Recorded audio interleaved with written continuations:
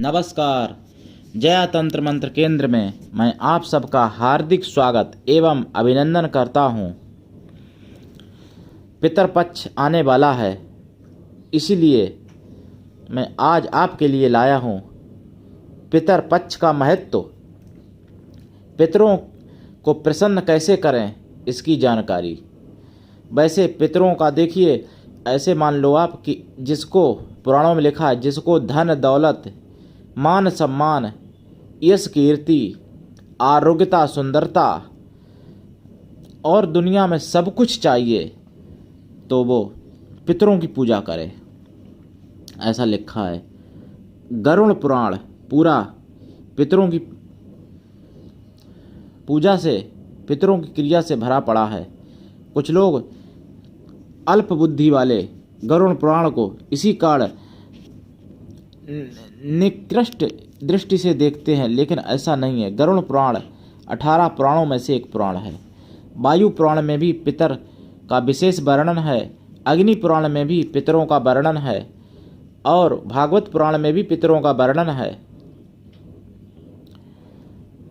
अन्य कई पुराणों में पितरों का वर्णन है।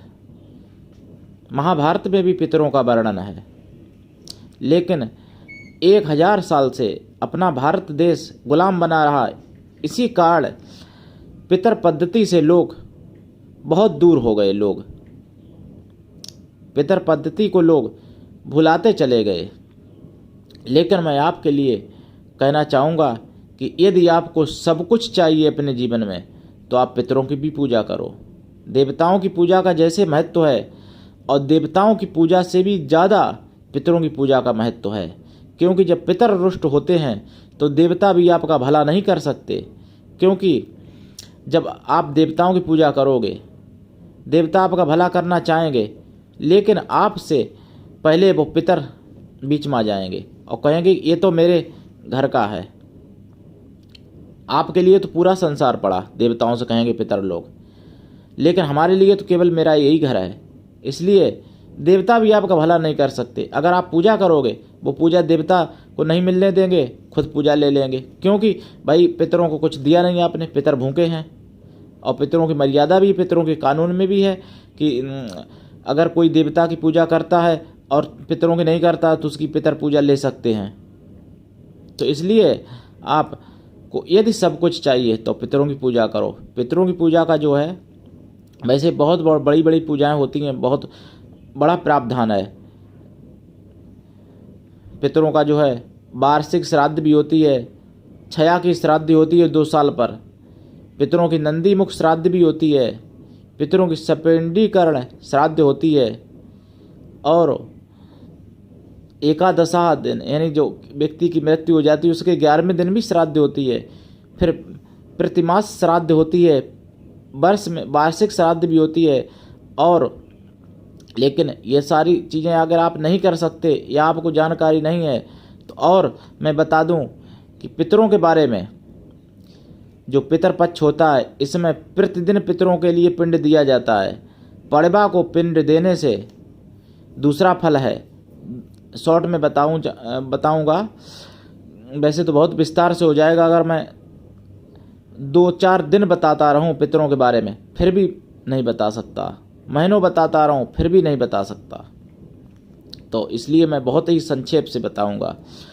द्वितीया और तृतीया इसी तरीके से क्रम से अमावस्या तक प्रतितिथि में पितर का कार्य करने के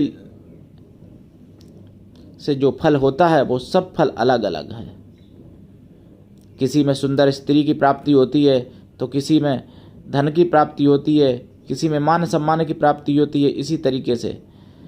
और चतुर्दशी को, यानी 14 को उन पितरों की श्राद्ध होती है जिनकी शस्त्र द्वारा मृत्यु हुई है। किसी अस्त्र शस्त्र से अगर मृत्यु हुई है, उनकी श्राद्ध होती है चतुर्दशी को। नहीं तो चतुर्दशी को श्राद्ध वर्जित है। जो अन्य पितरों की श्राद्ध करता है चतुर्दशी को, उसके पितर भी कष्ट उठाते हैं और श्राद्ध करता भी कष्ट उठाता है। इसलिए 15 दिन में चतुर्दशी छोड़ के और सभी तिथियों में श्राद्ध करने चाहिए। या फिर जिसकी मृत्यु चतुर्दशी को ही है, उसकी पितरपक्ष का जो श्राद्ध होता है, जैसे कहीं कहीं बोलते हैं, कई भाषा में कगौर पड़ती है, कहीं बोलते हैं कि श्राद्ध किया, तो वो मतलब हो सकता है उस दिन, क्योंकि उस दिन उसकी मृत्यु हुई थी। तो पितर पक्ष के बारे में मैं आपको बहुत ही सरल तरीका, बहुत ही देसी और सरल से सरल तरीका एक ऐसा बताऊंगा कि अगर आप बिल्कुल पढ़े लिखे नहीं हैं, किसी ब्राह्मण का भी यदि आप सहारा नहीं ले सकते, धनहीन हैं, तो भी आप उस कार्य को कर सकते हैं। वैसे ब्राह्मण से कराना चाहिए, क्योंकि ब्राह्मण का किया हुआ जप तप पुण्य का बहुत बड़ा फल है। और ब्राह्मण की क्रोधा अग्नि से इतना सब कुछ जल सकता है जो ब्रह्मा विष्णु और शंकर से भी सुरक्षित हो, लेकिन वो भी ब्राह्मण की क्रोधाग्नि से जल सकता है। ब्राह्मण की इतनी बड़ी महिमा है। तो पितरों के लिए क्या करें आप? प्रातः काल सुबह उठ के खीर बनाएं। 15 दिन का क्रम है, रोजाना करें ये काम। खीर बनाएं और उस खीर में थोड़ा सा शहद मिला दें और थोड़ा सा देसी घी मिला दें। और वो खीर जो है, यदि हो सके तोरई के पत्ते पर या पलास या ढाक के पत्ते पर, जो पत्ते वाली पत्तल आती है, उस पत्तल में रख दें। रोजाना छत पर रख दें अपने, या कहीं बाहर रख दें, घर के बाहर कहीं जहाँ कौवा आते हों, और कौवा रोज खा लें। ऐसा 15 दिन करें और पितरों से प्रार्थना करें। पितरों के निमित्त रोजाना नित्य सरसों के तेल का दीपक जलाएं, दक्षिण में मुंह करके। पितरों के निमित्त 1 लोटा जल नित्य चढ़ाएं। और जो खीर आप रख दें, कौवा खा जाए, कुत्ता खा जाए। वैसे कौवा सबसे उत्तम है पितरों के लिए, क्योंकि पितरों का जो है सबसे मुख्य कौवा को दिया गया है, सबसे मुख्य पद। सबसे यानी चाहे ये मान लो कि पितरों का वाहन कौवा है, और चाहे ये मान लो कि पितरों का रूप ही कौवा होते हैं। इस तरीके से यानी कई शास्त्रों में ऐसा वर्णन मिलता है। कौवा यानी काक जो है मुख्य पितरों के लिए माना गया है। तो काक को जरूर खिलाना चाहिए पितरों के लिए। ये अगर आप 15 दिन कर लेते हैं तो आप त्रिपिंडी भी नहीं कर पाते। यदि आप नंदी मुख श्राद्ध भी नहीं कर पाते हैं, उसके बारे में आप जानते नहीं हैं, आपको जानकारी नहीं है, तो नहीं कर पाते हैं या नहीं करवा पाते हैं। वैसे तो कायदा में ये करवाना चाहिए, लेकिन कई कई क्षेत्रों में अपने भारत में ऐसा भी है कि हमारे ब्राह्मण लोग भी नहीं करना जानते हैं। क्योंकि मैंने कई ब्राह्मणों से संपर्क किया था खुद, तो कई कई क्षेत्रों में ब्राह्मण भी नहीं जानते हैं। तो जब जानते नहीं तो आप करवाओगे कैसे? और तो उन क्षेत्रों के लिए मैं बता रहा हूँ कि आप जो है नित्य खीर रख दिया करें काक के नाम से, और काक खा जरूर जाएं। यानी इस तरीके से रखें कि जहाँ काक आते हों, और जिस समय काक आते हों सुबह, उसी समय रख दिया करें। और सायंकाल यानी शाम को दीपक जला दिया करें। और खीर जब रखें तभी पितरों के नाम से 1 लोटा जल चढ़ा दिया करें। जैसे घर के सूर्य भगवान में जल देते हैं अपन लोग पूरब में मुँह करके, इसी तरीके से पितरों के निमित्त दक्षिण में मुँह करके जल दिया जाएगा। उसमें जल में काले तिल डाल लें। 1 लोटा जल में काले तिल डालें, थोड़े से चावल डाल लें, सफ़ेद फूल डालें, चीनी डाल लें, और गंगा जल हो तो वो भी डाल लें। कच्चा दूध भी डाल लें, अगर है दूध कच्चा है तो वो भी डाल लेना चाहिए। ऐसा करके जल और पितरों के निमित्त आप चढ़ाया करें नित्य 15 दिन। इससे इतनी खुशी मिलेगी, इतने पितर लोग प्रसन्न होंगे, आप कल्पना नहीं कर सकते। और 1 साल नहीं कटेगी, 1 साल के अंतर्गत पितर आपको जरूर जरूर जरूर तरक्की देंगे।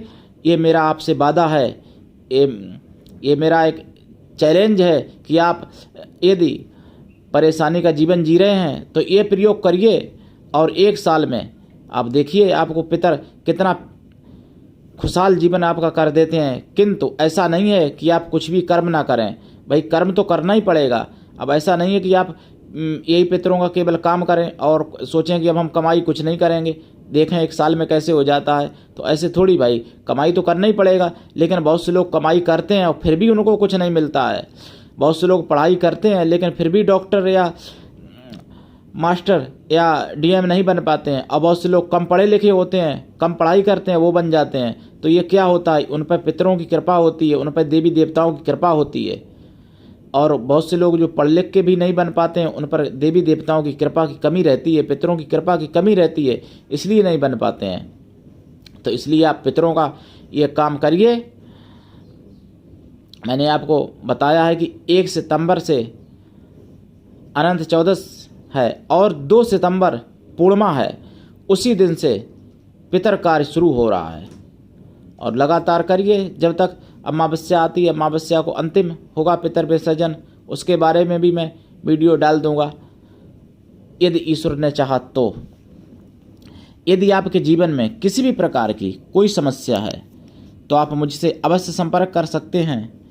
यदि किसी भी प्रकार की तंत्र मंत्र से जुड़ी हुई आपको कोई भी सामग्री चाहिए, कोई भी साधना सिद्धि से संबंधित रुद्राक्ष 1 मुखी से लेके 21 मुखी तक कोई रुद्राक्ष चाहिए, 12 की शिवलिंग, स्फटिक की शिवलिंग या कोई भी किसी भी प्रकार की शिवलिंग चाहिए, रुद्राक्ष की माला, स्फटिक की माला, शंख की माला, मोती की माला, मूंगा की माला, काले हकीक की माला, लाल हकीक की माला, पीले हकीक की माला, हरे हकीक की माला, सफ़ेद हकीक की माला चाहिए या और कोई माला चाहिए सिद्धि के लिए, तो आप मुझसे अवश्य संपर्क कर सकते हैं।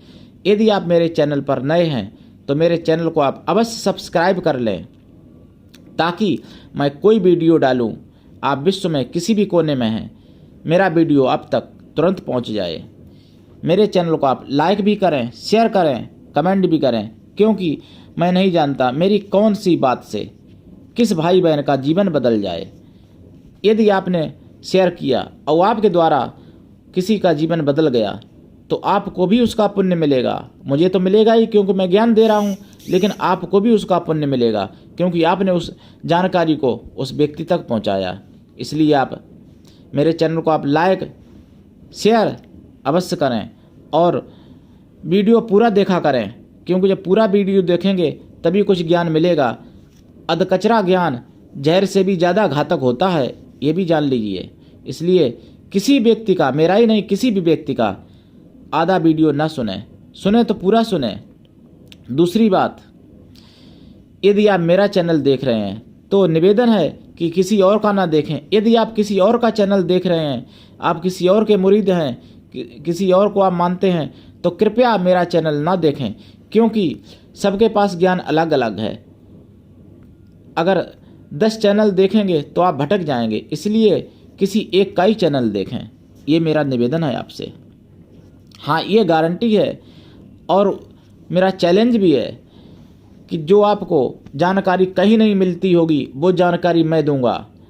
जितने यूट्यूबर हैं भाई बहन, वो जानकारी आपको जो नहीं दे पाएंगे वो मैं जानकारी दूंगा। जैसे मैंने बिलासिनी देवी की साधना डाली जो अभी तक यूट्यूब पर किसी ने नहीं डाली है।